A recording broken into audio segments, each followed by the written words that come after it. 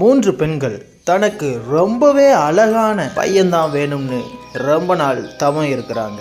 அவங்க முன்னாடி வந்த ஒரு தேவதை ஒரு பானை நிறைய நீரை நிரப்பி அது பக்கத்திலேயே ஒரு கோடையும் போட்டுட்டு திரும்பி வர்ற வரைக்கும் நீங்க எவ்வளவு தாகம் எடுத்தாலும் இந்த கோட்டை தாண்டி போகவே கூடாதுன்னு சொல்லிடுறாங்க.